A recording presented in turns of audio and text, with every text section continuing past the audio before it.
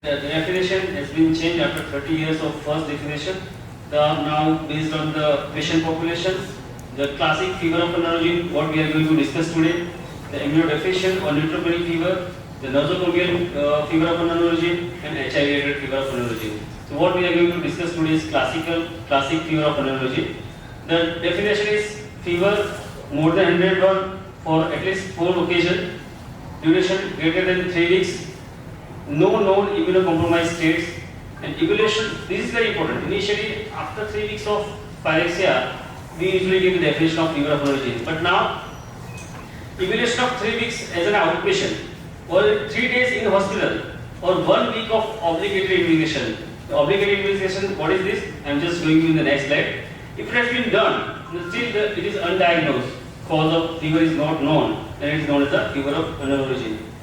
The obligatory immunization, these are the necessary immunization before labeling the patient as a fever of allergen, like CBC, ESR, CRP, SGPT, SGOD, alkaline phosphatase, protein, the muscle enzyme like LDH, CPK, creatinine, electrolytes, ferritin, rheumatoid factor, antinuclear antibody using culture, in blood culture, blood urine culture, chest X-ray, and USG abdomen. If it has been done, still that it is not diagnosed, then it can be a fever of allergen. The causes are still in India, the commonest cause is infection, and extrapulmonary tuberculosis is still the leading cause. So almost 40 to 50% they are infectious cause. The rest 40 to 50% are non-infectious cause. The malignancy, the non-infectious inflammatory conditions like autoimmune diseases, they are third list. Then there are some other miscellaneous cause, and still even after extensive investigation, 20% to 30% patients are still remain undiagnosed. So that is the last one. So this is again a little bit busy slide. If you look at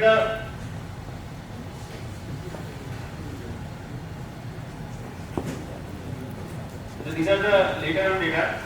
So almost 40 to 50% still they are infection.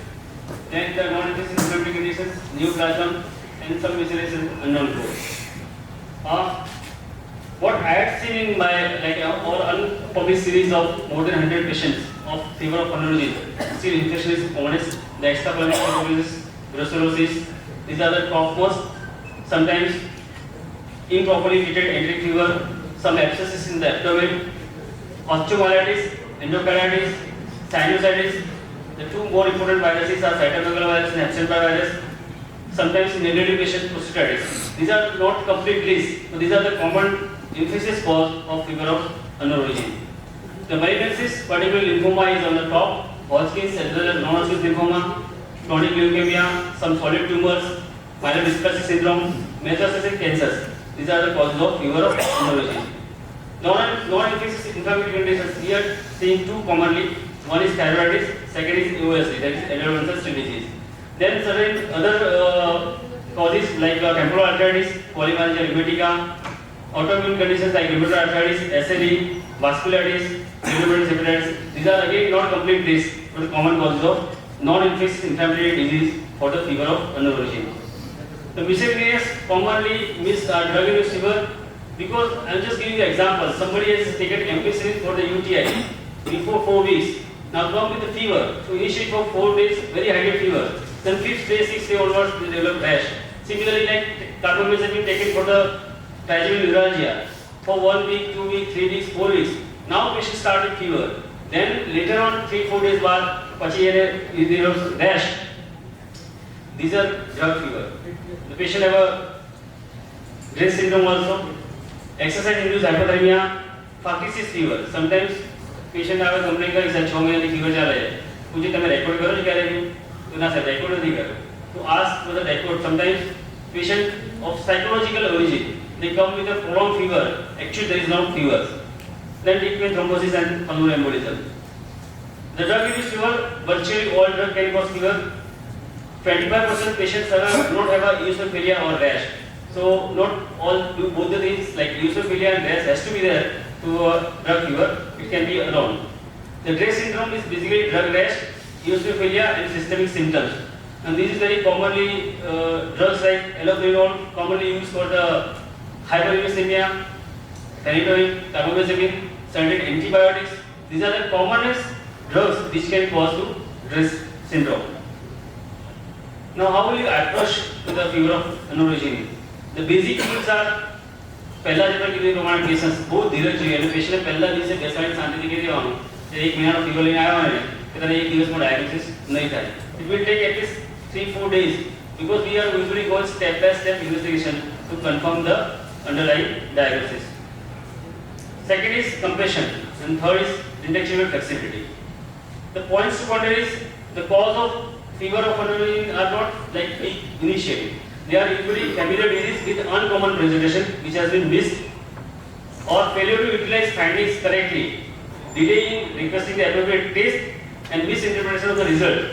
A patient, I just say one patient who had a eosinophilia since long, and जितना भी 12 महीने report जो है ना पता में eosinophilia था. He had a fever of almost 2-3 months of 100-100.5 degree. He had a pain, severe pain over the tricep muscles. Ultimately turned out to be a cystic cirrhosis. So this is again eosinophilia lesion on the USC, cystic lesion, cystic cirrhosis. So that eosinophilia has been missed. So like all previous reports, you have to check it properly.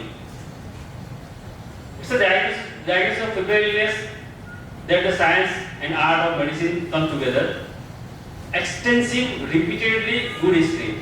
કારણ કે patient તો લગભગ 2-3 physician જોયેલું હોય, admit બી થયેલું હોય અને બધું જ ઓલમોસ્ટ સારું એવું ઇંગ્લિશ એક્ઝામિનેશન બી થયેલું હોય. પણ તમે જસ્ટ પેશન્ટને શાંતિથી સાંભળો અને તમારા નાના નાના પોઈન્ટને એક્ઝિક્યુટ કરો અને રિપીટેડલી હિસ્ટ્રી પૂછો તો you can have a lot of things in history. Checking of all previous reports and medications including X-rays and CTs are important. Evaluation of cultures, special tests, re-examination like patient biopsy कराई हो ने ठीक है biopsy I am just saying one another case of Camurus disease. The Camurus disease partner to young छोकरो some parodies clearing multiple nodes and fever almost 1 or 2 months duration. Biopsy થઈ ગઈ પહેલા estimation of negative biopsy non specific inflammation. The same biopsy reviewed here turned out to be Camurus disease. Retrospectively patient who eosinophilia में तो he asked for the IgE, it comes in thousands. So this is very classical of Camurus disease. The just reviewing the biopsy, he got the diagnosis of fever of anorexia without any doing further tests. Don't lose the patient by treating the symptoms. That is very important. And patient usually તમારી પાસે આવે તો તમને એટલે તમારી પાસે આવે તો દવા લખી આપો ને you never write down any medication unless the diagnosis has been reached. We usually ask dolo લેવાની so you can figure out otherwise for the investigation to complete the diagnosis. And the failure to reach diagnosis is not uncommon. Making from 20-30% patient માં ના મળે પણ you go for the repeatedly history, repeat examination, further test, you can have some clue. Very important is potential diagnostic clue. What is PDC? PDC basically nothing. જે પેશન્ટના science હોય, પેશન્ટમાં science હોય, પેશન્ટમાં symptoms હોય અને જે જૂના પ્રીવિયસ રિપોર્ટ્સમાં તમને કે એબ્નોર્મલ મળ્યું હોય, just take it all these 3 things and accordingly that you can go for the further test. Like just giving you an example, patient having a 15 days of fever, like 1 month fever with dry cough, some chest pain, then you don't require like abdominal sonography or like this. You just go for the CT scan. Then if CT is showing some lesions, then you go for the biopsy. So that is the complete approach. So potential diagnostic clue is cough, chest pain along with the fever. So these are the potential diagnostic clue you can get from the history, from the examination and from the previous report. So if you do further tests on that, I'm just giving you an example of 30,000 WBC count with 101 degree temperature for 1 month, 2 unique cultures positive, treated accordingly, but still fever is not going on. But if the patient is sitting in front of me with 30,000 count, doing very well, just like fever से भी comparing patient हालतो चालू हुआ है, doesn't seem to be in sepsis. So this patient, you just go for the PFS peer and सारो pathology से MRI मरी है. Otherwise, बीजा बजा rule out ही है. You just go for the bone marrow or some other test, you will have a diagnosis of blood malignancies or leukemia or like that. So high WBC count, another example, high WBC count, 1 or 2, 3 joint pain, the fever, જ્યારે બી fever આવે પેશન્ટને બોડીમાં આખું લાલ લાલ થઈ જાય, rash થઈ જાય, fever જાય જતું રહે. હાઈ કાઉન્ટ, એમ્ફોટેસિન બી સુધી પહોંચી ગયા, મેરોપેનમની મારી 50,000 WBC કાઉન્ટ, મેરોપેનમ, એમ્ફોટેસિન બી એકેટીવી સ્ટાર્ટ કરવા વાળો ગયો. Just simple test. If you look at the history, 15 વર્ષની છોકરી 2-3 જોઈન્ટ પેન રેશિસ આવે જતા રહે, serum ફેરડિટ 25,000. It's a still disease. And still disease is the steroids आपको everything will be gone. Still disease. And age identified by the OSD. कारण कि OSD भी frequently come across as the pyrexia of origin. So the detailed history is very important. Fever pattern. Patient को evening rise low grade fever हो है. Then think about tuberculosis. Same patient a night में fever आवा है, persistence ज़्यादा जाए. Then again think about the some malignancy.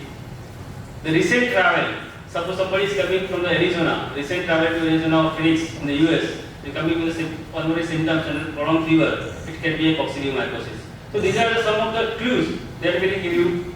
Somebody is coming from the village and having a unpasteurized milk history and the prolonged fever, coccidiosis is usually in the top. Exposure to pets and other animals, again very common. Somebody is having a, exactly, Congo usually comes in acute fever rather than a pyrexia. The sexual history, work environment, contact with other people and similar symptoms, family history like contact, history of tuberculosis, past medical history, particularly list of medication. हमें जरा जो patient को कागज है, दरेक कागज में आने एक कितना टाइम में कितनी कई मेडिसिन कितना टाइम में गई है. That is very important to find out the cause of pyrexia neurology. The physical exam, everything body में बंदू जोई लेवानो बंदू बाकी नहीं रखवानो. The vital signs, jaundice, anemia, hyperpigmentation, hepatomegaly, abdominal exam, murmur, you have to specifically look for because these are the important cause of pyrexia condition as an endocarditis. Oscillation of heart and chest, entire skin surface to be. We had just one patient of a lymphadenopathy who has been twice biopsied and twice biopsied every time necrotizing granulomatosis lesion. There is a necrotizing granuloma, gene expert twice normal. AP culture first time was negative, second time was abated. I just opened the cert, there are multiple skin lesions and not photographs. Just taken the pulse biopsy from that. Again microbiological lesion negative. Similarly necrotizing granuloma, this was classical of sarcoidosis. We asked for the ACE level was like 1.5 times higher, it was not significantly higher, but it was confirmed. And after starting treatment, everything has gone away. His weight has improved, lymphadenopathy has regressed, and the skin lesions were completely suppressed. So this is again very important to look at the all skin surface. Lymphadenopathy is very commonly missed. We just look at the neck, axilla, there are significant lymph nodes, just go for the simple sonography, look at the pathological, whether nodes are pathological or not, just go for the biopsy, you will get a diagnosis. The rash is very important, joint swelling, temporal artery examination is again very important if it is tender, aged patient with some sort of proximal muscle pain, weakness, and this headache with high ESR. Again, you can suspect the temporal arteries as a cause of fever. Mouth ulcers, you look at the signs of deep vein thrombosis. Again, commonest the disease which we encounter as a fever is thyroiditis. And just patient complaint of cough, neck pain, and fever. For this, he might consult a 2-3 ENT surgeon. Everything is normal inside the pharynx and larynx, but there is some tenderness here. So, neck pain patient can cough, we think about the respiratory tract. But if there is an anterior tenderness, some sort of tremors, mild palpitation, tachycardia with fever, you just ask for the thyroid function test, go for the thyroid scan, you can confirm the diagnosis of thyroiditis as a cause of fever of neurogen. Tender prostate or PR, particularly aged patients, is again very important, and testicular tenderness. So these are the findings on physical exam. Cost-effective individual-based approach is very important. Discontinue as medication as possible. JTP चालती है पर कामनी ना वाली medicine बंद कर दो. Sometimes fever goes its own if it is a drug fever. The obligatory test is what we had just seen in the previous slides. These are the important tests. HIV is another important test to be carried out, particularly as a part of fever of neurology. XHS seriously. If initial testing is inconclusive and if you have suspicion, then you can go for the CT scan, like further imaging, echo, it may be transfluorescence, it may be a transesophageal if required, MR and nuclear scan. I am just not going in detail of but chest CT, CT abdomen, thorax, gallium scan, indium scan, titanium scan particularly for the bones, MR brain, PET scan have a definitely important value in fever of neurology. PET scan will give you compared to 12 MSN scan have a higher resolution, greater sensitivity and high degree of accuracy. એમાં તમને ખબર ના પડે કે infection છે કે inflammation છે કે મેલિન્સી છે. Sometimes it is very difficult to differentiate from even Pat scan. પણ તમને એટલું ચોક્કસથી કહે કે તમે આ જગ્યાએથી બાયોપ્સી લેશો તો you will have a diagnosis. So PET scan have a very important role not only for the diagnosis but from where if we can take a biopsy and we can have a correct diagnosis. The invasive tests like biopsy of like lumbar puncture, biopsy from the bone marrow, liver, lymph nodes, skin, these are the reserved tests. If the initial investigation doesn't give any clue, then or sometimes they give clue but final diagnosis is required, then you can go for the invasive test biopsy. All biopsies should be sent for the simultaneously not only for the histopathology. And surgeon ने मोकली तो format में मुक्की दे तो format में मुक्की तो बच्ची cultures दा दे सके नहीं. So all fungal, microbial and pathogenic is required to be done on a single biopsy. So these are the two final slides. How one can approach. The patient have a classic fever of pulmonology. Go for the repeat physical exam, obligatory test. If there is a PDC is there, then definitely you go further on the same direction according to PDC, and you go for further. If diagnosis there, it's okay. You can go for imaging test. If it is not there, then you can apply for the according to the clinical judgment. You can go for the further imaging, for the invasive test like colonoscopy, sometimes upper GI endoscopy. Then you can go for the further scan. If scans are positive, then you can do biopsy or invasive test according to the scan. If there is a confirmed diagnosis, go for a specific therapy. Still no diagnosis. Still, I would like to go for watchful waiting. The patient is comfortable and धीरज होय, we can go for watchful waiting and we can go further test after few days. Otherwise, empiric therapy. In empiric therapy, at least nowadays, we are not starting any empiric therapy, particularly for antituberous therapy, except some tuberculoma which is not accessible. Then we just start the therapy. I think these are some of the pictures. These five can visual diagnosis. You can go for the CT. These are the lymph nodes. These are the erythema nodosum. Again, there are differential diagnosis for the erythema nodosum. But even with these findings are there, and definitely you can conclude. This is again the practical epistolarities, which is again common in tuberculosis, sarcoid, certain other autoimmune disease. After treatment, it goes away. Again, classical presentation from prolonged fever of 3 months with skin lesions almost everywhere, and diagnosis, even eyes are involved. This was classical case of histoplasmosis. This was confirmed biopsy. This is again fever with rash. Patient was on some antiretroviral drug like dagripin. It was dagripin-induced skin rash. Again, helipaterase can be seen in dermatomyositis.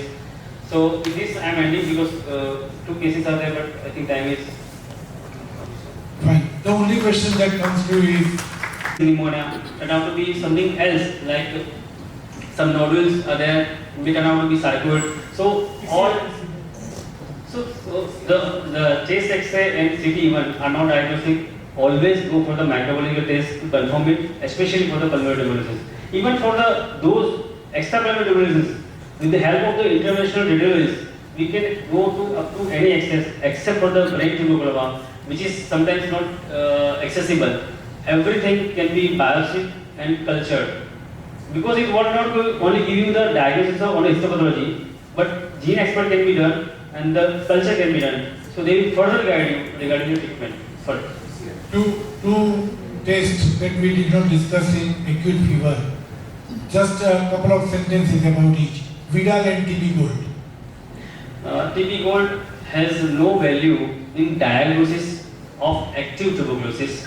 It is to be used for the diagnosis of latent tuberculosis, and particularly useful when you are going to give some biologicals or some immunosuppressive therapies where you want to just find out the latent tuberculosis, where there is a role of quantiferon TB Gold. Otherwise, it's a income to the pathologist rather than a patient's diagnosis. Second thing, Vidal. Single Vidal test. I never ask for the Vidal test in my practice. I always go for the blood culture, which is the gold standard. But definitely, repeated blood serum Vidal test can be done to show the rising titer. Otherwise, single Vidal test, no value. Thank you very much. Thanks a lot. Any question?